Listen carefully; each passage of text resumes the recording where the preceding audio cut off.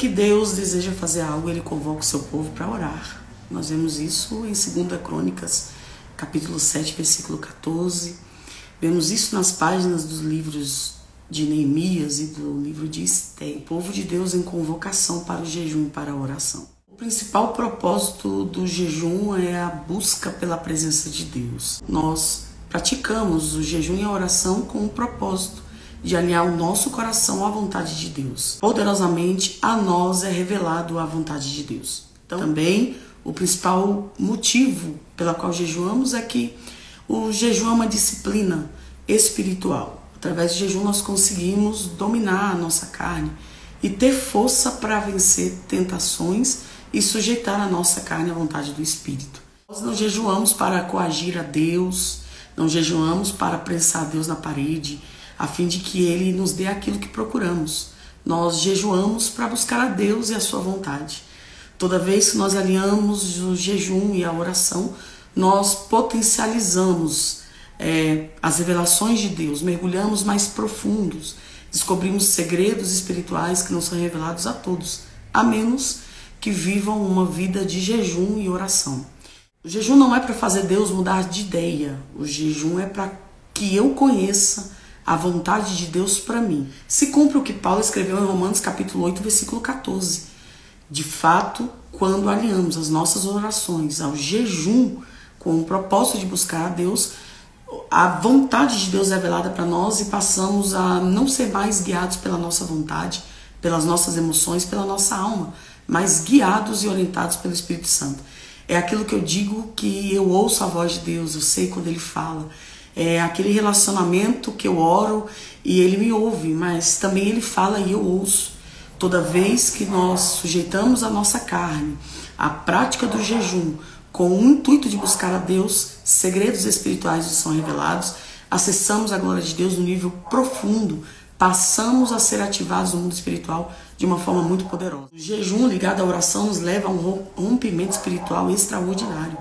Você vai começar a crescer o que você não cresceu em anos, mesmo que frequente uma igreja evangélica, tenha cargos. Embora o intuito do jejum é buscar a Deus, a Bíblia também revela alguns jejuns secundários que foram feitos e Deus respondeu. Temos aí uma lista de alguns citados em Neemias 6, jejum de consagração, em 1 Samuel 7,6, jejum de arrependimento, em 2 Crônicas capítulo 20, jejum de aflição, em Esté capítulo 4, jejum para livramento e proteção, em Salmo 35,13, jejum para enfermidades, Joel 2,15, jejum para intercessão, e Efésios 6, jejum para a batalha espiritual. Embora o intuito do jejum é buscar simplesmente a Deus, há alguns outros propósitos, e esses são bíblicos, esses que foram citados, são jejuns que podemos praticar para buscar a vontade de Deus e obter resultados. Embora eu listei esses jejuns secundários, foi o jejum para a obtenção de vitórias e resultados, esse jejum que eu estou convocando você a fazer comigo nesses 3 dias é um jejum diferente. É o jejum de arrependimento, isso mesmo. 1 Samuel capítulo 7, versículo de número 6. É impossível receber vinhos novos em odres velhos. Jesus já ensinou sobre isso. É impossível você estar ouvindo sobre oração, recebendo o suprimento do Espírito, se a sua vida espiritual continua velha, você é como o odre velho. Para isso é necessário deitar vinhos novos em odres novos. Para isso nós precisamos de uma renovação espiritual e é por isso que o Espírito de Deus nos convocou para estarmos nesses 3 dias de propósito. O nosso tema é jejum de arrependimento.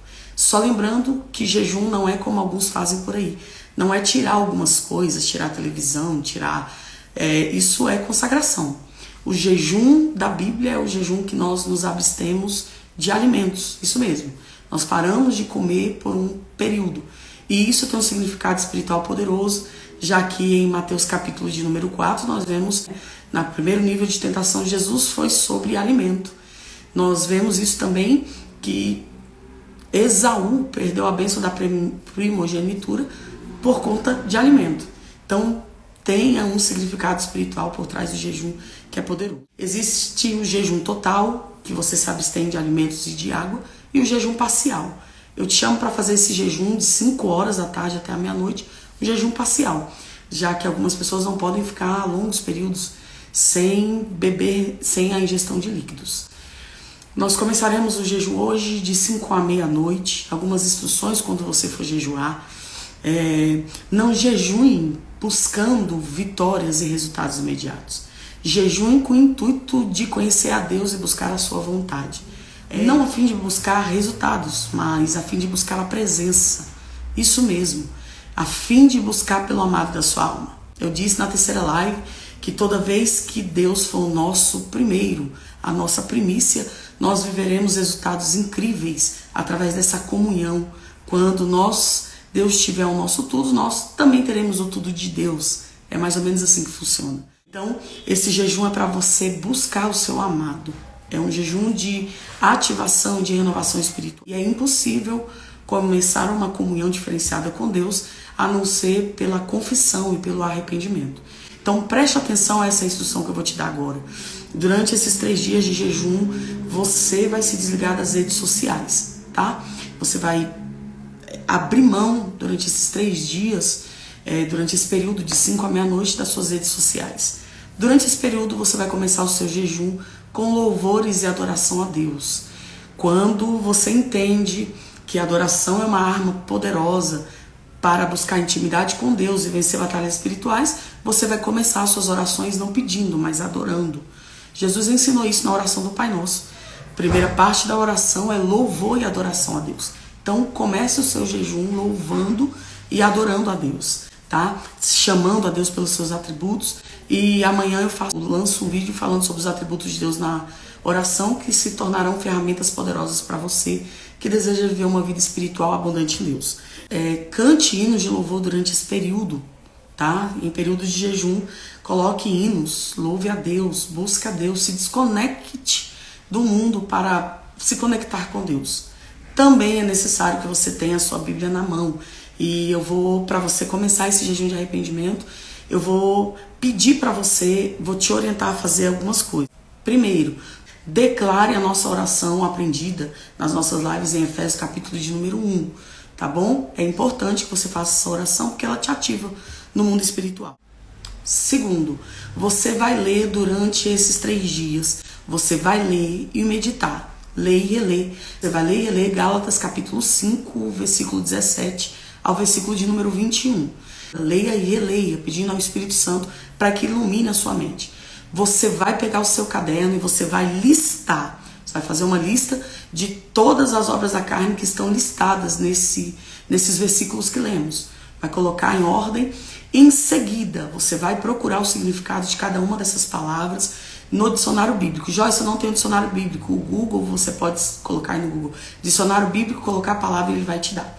Você vai escrever do lado, por exemplo, obra da carne, prostituição. O que é a prostituição no dicionário bíblico? Você vai colocar e assim sucessivamente. Você vai listar.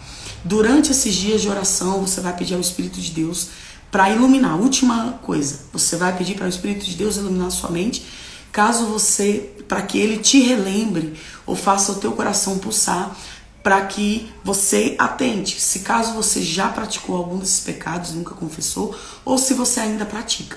Você vai colocar lá uma estrelinha no pecado e durante esses 3 dias você vai confessá-los a Deus. Lembrando que todos os dias você vai repetir esses exercícios que eu estou te falando aqui, tá? São exercícios espirituais que funcionam. Então, todos os dias você vai pedir ao Espírito Santo para iluminar os seus olhos, para que você consiga se conhecer, se enxergar por dentro e confessar diante de Deus os pecados.